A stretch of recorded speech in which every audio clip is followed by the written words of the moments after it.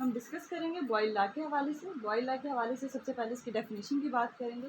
इसमें हमारे पास क्या होता है कि वॉल्यूम जो है this is inverse proportion to the pressure, यानी वॉल्यूम और प्रेशर का इनवर्स रिलेशनशिप होगा। इसमें हमारे पास जो वैल्यूज कांस्टेंट होंगी at the constant temperature and number of moles. Constant temperature and number of moles, ये दोनों चीज़ें क्या होती हैं हमारे पास कांस्टेंट होंगी, और हमारे पास volume is inverse proportion to the pressure. उसके अलावा बच्चे फर्दर जो हम डिस्कस करेंगे, हम कहते हैं प्रोपोर्शनलिटी कांस्टेंट जो है इसकी वैल्यू क्या होगी। हमारे पास जो प्रोपोर्शनलिटी कांस्टेंट ये बराबर होगा के ओवर द पी। अब हम क्या करेंगे, पी को मल्टीप्लाई करेंगे बोथ साइड और आपके पास ये कैंसिल आउट हो जाएगा। यहाँ पर P V it is equal to the K. अच्छा, इस सबसे पहले बॉयल लॉ को हम डिस्कस कर रहे हैं। आपको ये भी बता दें कि बॉयल लॉ ये आपके पास चैप्टर 3 का टॉपिक है। चैप्टर 3 का स्टार्ट में टॉपिक है। स्टार्ट में आपके पास प्रॉपर्टीज़ हैं लिक्विड, सॉलिड और गैसेस की, प्रेशर के यूनिट्स हैं। उसके बाद गैसेस लॉ में सबसे फर्स्ट जो है आपके पास बॉयल लॉ है। हम कहेंगे बॉयल लॉ की जब बात करेंगे आपके पास, अब हमारे पास क्या रिलेशनशिप आया है, प्रेशर और वॉल्यूम का जो प्रोडक्ट है ये किसके बराबर होगा, ये के इक्वल होगा। उसके अलावा फिर हम कहते हैं कि आपके पास ये एक रिलेशनशिप है इसका। नेक्स्ट फर्दर जो बच्चे हम डिस्कस करेंगे, इसमें हमारे पास क्या होगा, एक्सपेरिमेंटल वेरिफिकेशन से भी इस चीज़ को प्रूव करना है। यानी बॉयल लॉ ने इस चीज़ का एक्सपेरिमेंट भी किया कि वाकई जो हमारे पास वॉल्यूम और प्रेशर के इनवर्स रिलेशनशिप है या नहीं। एक्सपेरिमेंटल वेरिफिकेशन की जब हम बात करेंगे, एक्सपेरिमेंटल वेरिफिकेशन में एक गैस सिलेंडर लिया, हमारे पास जो ऑपरेटर्स चाहिए, एक गैस सिलेंडर हो। उसके बाद नेक्स्ट फर्दर हम बात करेंगे इसकी, हमारे पास एक मानोमीटर भी अटैच है इसके साथ, और इसी तरह से हमारे पास इसमें हम प्रेशर भी अप्लाई करेंगे जिससे हमारे पास वॉल्यूम चेंज होगी। ये चीज़ हमें चाहिए। फर्दर जो हम डिस्कस करेंगे इसमें, फिर हम कहते हैं हमारे पास एक्सपेरिमेंट किस तरह से, एक गैस सिलेंडर लिया, इसे अटैच किया है मानोमीटर से। मानोमीटर के अंदर मर्करी फिल है। इस गैस सिलेंडर में आपने गैसेस को फिल किया। गैसेस जो फिल की हैं आपने इसके ऊपर जो टेम्परेचर रखा है 2 atm का टेम्परेचर रखा है। atm it is a unit of pressure. 2 atm हमने प्रेशर रखेंगे जिससे हमारे पास जो मानोमीटर है ये मूव करेगा, और आपके पास जो वॉल्यूम होगा वो आपके पास 1 डेसीमीटर क्यूब रह जाएगा। यहाँ आप वॉल्यूम को जब मेजर करेंगे, ये वॉल्यूम आपके पास 1 डेसीमीटर क्यूब होगा। यानी आपके पास P1 है और ये आपके पास क्या है, V1। ये आपके पास फर्स्ट सिलेंडर है। सेकंड सिलेंडर के हवाले से डिस्कस करेंगे। सेकंड सिलेंडर आप लोगे, सेम उसी वॉल्यूम का उसी हिसाब से आपने गैसेस को फिल करना है। मानोमीटर को अटैच करना है। मानोमीटर में आपके पास फिल होगी गैस,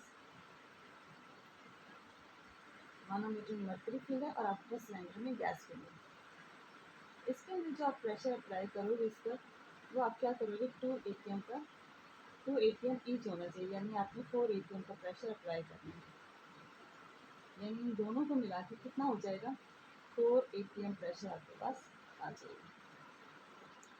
इस हवाले से बच्चे जब फर्दर हम डिस्कस करेंगे, हमारे पास यहाँ जो वॉल्यूम आप मेजर करोगे ये आपके पास 1 डेसीमीटर क्यूब है, और यहाँ आपके पास 1/2 डेसीमीटर क्यूब आपके पास आ जाएगा। This is the V2 and this is the P2। इसी तरह से फिर हम कहते हैं आपके पास सेकंड सिलेंडर एक्सपेरिमेंट था। थर्ड जो उसने किया, इसमें हमारे पास उसने बात की, एक और उसने गैस सिलेंडर लिया जिसे अटैच किया किससे, मानोमीटर से, और इसके अंदर गैसेस फिल की। सिलेंडर में उसने क्या किया, गैस को फिल किया। अच्छा, गैस को जो हम फिल करेंगे, सॉरी देखिए यहाँ पर आपके पास तो प्रेशर ज़्यादा अप्लाई करेंगे आपके पास इसका वॉल्यूम कम हो जाएगा। इसी तरह से हम जब यहाँ गैसेस को फिल करेंगे, आपके पास गैसेस की जो आपने फिल गैसेस को हमने इसके अंदर फिल किया और जो प्रेशर आप रखोगे इस गैस के अंदर जो प्रेशर है आप ये ट्रिपल टाइम ज़्यादा कर देना, यानी पहले 2 था फिर हमने 4 किया, अब आप 6 atm का प्रेशर रखोगे। यानी ईच जो आपके पास मूवेबल पिस्टन है कंटेन द 2 atm और इन तीनों का जो प्रेशर है वो क्या होगा 6 atm आपके पास होगा।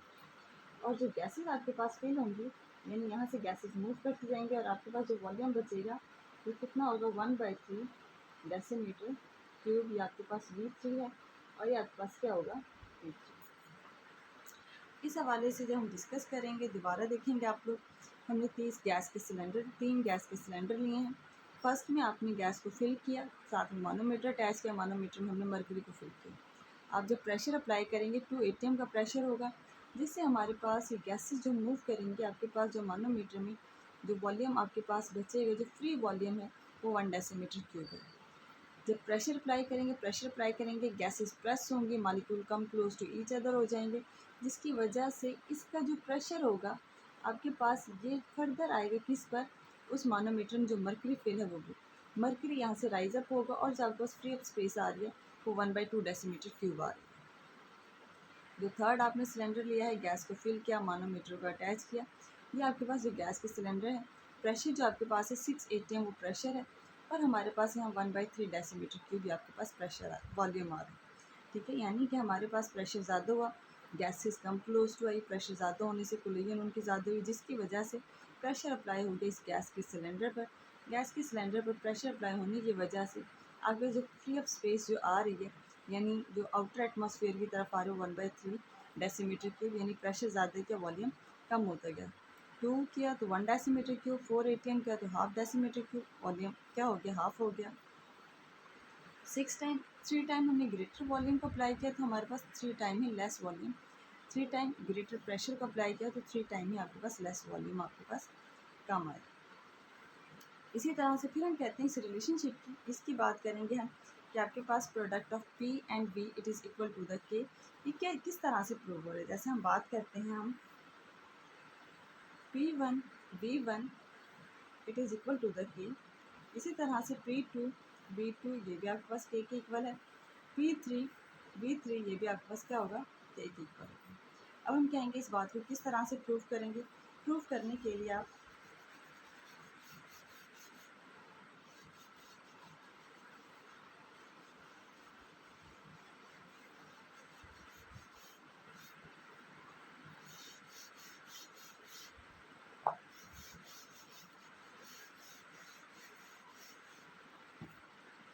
देखेंगे आप लोग, हमारे पास यही प्रेशर आपने रिलेशनशिप लिखना है, P1 V1 बराबर है K के, P2 V2 बराबर है K के, P3 V3 it is equal to the K। P1 हमारे पास कितना आया था 2 atm और हमारे पास उसका वॉल्यूम कितना था 1 डेसीमीटर क्यूब। P2 आपके पास कितना था 4 atm और वॉल्यूम आपके पास कितना था 1/2 डेसीमीटर क्यूब। हमारे पास फर्दर जो है ये कितना होगा 6 atm और आपके पास वॉल्यूम कितना आएगा 1/3 डेसीमीटर क्यूब। जब इसे मल्टीप्लाई करोगे 2 atm पर decimetre cube, 2 atm decimetre cube, हमारे पास 2 से ये कैंसिल होगा तो यहाँ भी 2 atm डेसीमीटर क्यूब, इसी तरह से यहाँ भी कैंसिल होगा आपके पास थर्ड में भी और आपके पास आएगा 2 atm डेसीमीटर क्यूब। यानी हमारे पास ये बात प्रूव होगी कि आपके पास PV किसके बराबर है K के, चाहे आपके पास P1 हो V1 हो P2 हो V2 हो या P3 हो और V3 हो, ये सब के सब हमारे पास किसके इक्वल हो जाएंगे K के इक्वल। यानी ये सारे के सारे क्या हैं आपके पास प्रोपोर्शनलिटी कांस्टेंट के इक्वल है, एक कांस्टेंट वैल्यू का आपके पास ये इक्वल आ जाएंगे सब, ये सारा रिलेशनशिप हमारे पास क्या होगा इसके इक्वल होगा। उसके अलावा हमारे पास जो बॉयल है इसकी डेफिनेशन हमने की, इसकी मैथमेटिकल वेरिफिकेशन भी की है, हमने एक्सपेरिमेंटल वेरिफिकेशन भी की। बॉयल लॉ ने अपनी जो है एक ग्राफिकल एक्सप्लेनेशन भी हमें पेश की कि किस तरह से ग्राफ के ज़रिए हम प्रूव कर सकते हैं कि हमारे पास ये प्रेशर वॉल्यूम का फॉलो होगा या नहीं, कि हमारे पास प्रेशर बढ़ाने से क्या हुआ कि वॉल्यूम कम हो रहा है, हमारे पास ग्राफ इस चीज़ को किस तरह से एक्सप्लेन करेगा, ये सारी चीज़ें हम डिटेल में पढ़ेंगे। ग्राफिकल एक्सप्लेनेशन का टॉपिक इंपॉर्टेंट है, टेस्टिंग वगैरह में भी पूछे जा रहा होता है, क्वेश्चन वगैरह शॉर्ट क्वेश्चन या एमसीक्यूज वगैरह भी से लिए जा रहे होते हैं। ग्राफिकल एक्सप्लेनेशन की बात हम करेंगे।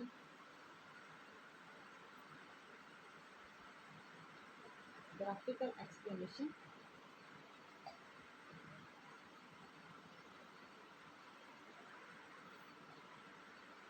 ग्राफिकल एक्सप्लेनेशन में जब बात की जा रही है, इसमें हम कहेंगे कि हमारे पास ग्राफ के ज़रिए इस चीज़ को प्रूव किया जा रहा है। जैसे कि हमारे पास एक कर्व ली गई, आपके पास एक ग्राफ को प्लॉट किया गया, X this show the X axis and this is show the Y axis.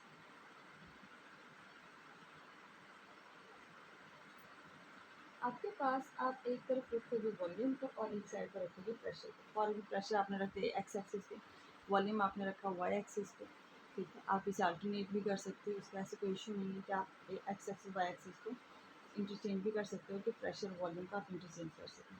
तो आप देखोगे आपके पास जैसे जो कर्व आ रही है, क्या कौन सी कर्व होगी, आपके पास आइसोथर्मल कर्व होगी। हम कहेंगे किस तरह से, आप देखो प्रेशर इस साइड पे इंक्रीज हो रहा है और यहाँ पर वॉल्यूम इस तरफ इंक्रीज होगा। आपके पास क्या होगा कि यानी कि आपके पास अगर प्रेशर कम है तो आपके पास वॉल्यूम ज़्यादा है। प्रेशर को आपने ज़्यादा किया, वॉल्यूम क्या होगा, कम होगा। प्रेशर को फर्दर इंक्रीज करोगे, वॉल्यूम फर्दर डिक्रीज होगा। फर्दर बढ़ाते जाएं प्रेशर को, वॉल्यूम कम होता जाएगा। फिर आप ये जो आपके पास डॉट्स आ रहे हैं, आप इन्हें क्या करोगे, मीट कर दोगे। इन डॉट्स को आपने मीट कर दें तो हमारे पास जो कर्व आएगी वो आइसोथर्मल कर्व होगी।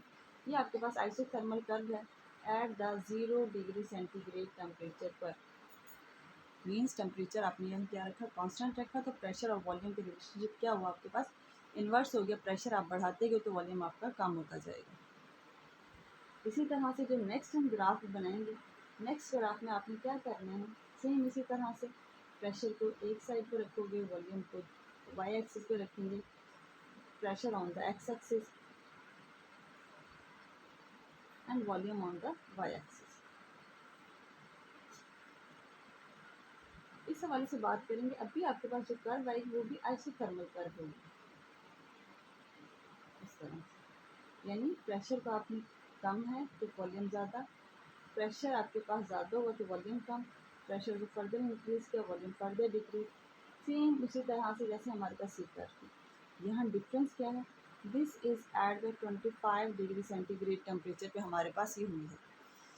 आप देखोगे कि आपके पास ये जो आइसोथर्मल कर्व है ये अवे आ रही है both axis of x axis and y axis, इन दोनों से अवे है हमारे पास। किस तरह से बात करेंगे, हम कहेंगे आपके पास ये अवे क्यों होती है। बच्चे हमने टेम्परेचर को चेंज किया है, टेम्परेचर को चेंज करेंगे टेम्परेचर इंक्रीज होगा। टेम्परेचर इंक्रीज होने से आपके पास वॉल्यूम भी इंक्रीज होता है। जो वॉल्यूम इंक्रीज होता है तो हमारे पास टेम्परेचर बढ़ाने से वॉल्यूम इंक्रीज होगी, जिसकी वजह से रिलेशनशिप सेम वही है कि प्रेशर को बढ़ाया वॉल्यूम कम हो गया, ठीक है। इसी तरह से अगर हमने टेम्परेचर को थोड़ा सा इंक्रीज़ कर दिया, वॉल्यूम थोड़ा इंक्रीज होकर क्या हो जाएगा, आपके पास फिर से कांस्टेंट वही उसका इन्वर्स रिलेशनशिप होगा प्रेशर के साथ। यानी कि आपके पास क्या है, 0 डिग्री सेंटीग्रेड का आइसोथर्मल कर्व इन दोनों एक्सिस के क्लोज है, लेकिन हाई टेम्परेचर पे ये अवे हो जाती है क्योंकि हमारे पास इसमें वॉल्यूम इंक्रीज होता है टेम्परेचर बढ़ाने से। इस वजह से हमारे पास ये जो कर्व है आइसोथर्मल कर्व, इस कर्व का क्या कहते हैं, isothermal curve. Isotherm, iso mean same, therm mean heat, same temperature पे ये भी आइसोथर्मल 0 डिग्री सेंटीग्रेड पे, ये भी आइसोथर्मल कर्व 25 डिग्री सेंटीग्रेड पे, मतलब आपके पास क्या है, ये कांस्टेंट है। उसके बाद बच्चे फिर हम कहते हैं हमारे पास अगर नेक्स्ट हम ग्राफ को डिस्कस करें, नेक्स्ट ग्राफ आपके पास किस तरह से होगा, किन के दरमियान होगा। हमारे पास बच्चे फर्दर जो नेक्स्ट ग्राफ है उसके हवाले से अगर हम डिस्कस करें थोड़ा, पहले हम ग्राफ को, एक्स एक्सिस है, this is on the Y axis. ये ग्राफ आपके पास होगा प्रेशर और वॉल्यूम का इन्वर्स रिलेशनशिप होगा, ठीक है। यानी प्रेशर और वॉल्यूम का तो इन्वर्स रिलेशनशिप है, लेकिन प्रेशर डायरेक्ट प्रोपोर्शन है किसके, इस पूरे 1/v के डायरेक्ट है।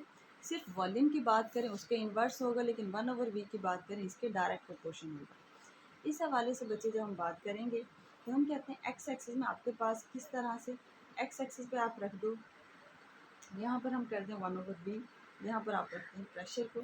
आप इसे अल्टरनेट भी कर सकते हैं, इसका कोई इशू नहीं। आप देखोगे कि आपके पास जो आपके पास स्ट्रेट लाइन्स आएंगी, यानी या फिर आप एक काम ये करें, आप इसे 1/v को हम यहाँ रख दें, प्रेशर को आप यहाँ रख दें, आपके पास जो कर्व आएगी ना बच्चे थोड़ा सा इस तरह से आएगी। ये टेम्परेचर T1 की है, यानी आप ये समझें 25 डिग्री सेंटीग्रेड या 0 डिग्री सेंटीग्रेड पर प्रेशर और वॉल्यूम एक दूसरे के 1/v एक दूसरे के डायरेक्ट प्रोपोर्शन है। प्रेशर और वॉल्यूम ये इन्वर्स हैं, यानी आपके पास जो प्रेशर की जो कर्व है ये मीट हो रही है, ये पर जो पॉइंट है ये ज़ीरो का पॉइंट है। यहाँ पर प्रेशर क्या है, ज़ीरो। हम कहेंगे प्रेशर ज़ीरो होने का मतलब ये है कि आपके पास प्रेशर बहुत क्लोज है, बहुत क्लोज, बहुत कम है, ठीक है, ज़ीरो है आपके पास। इसमें हम बात करेंगे, हम कहते हैं प्रेशर ज़ीरो है, तो इसका मतलब हमारे पास ये है कि आपके पास प्रेशर अगर बहुत कम होगा तो वॉल्यूम, सिर्फ वॉल्यूम की 1/v की बात नहीं हो रही, वॉल्यूम की बात हो रही है। अगर आपके पास प्रेशर बहुत कम होगा तो वॉल्यूम बहुत ज़्यादा होगा।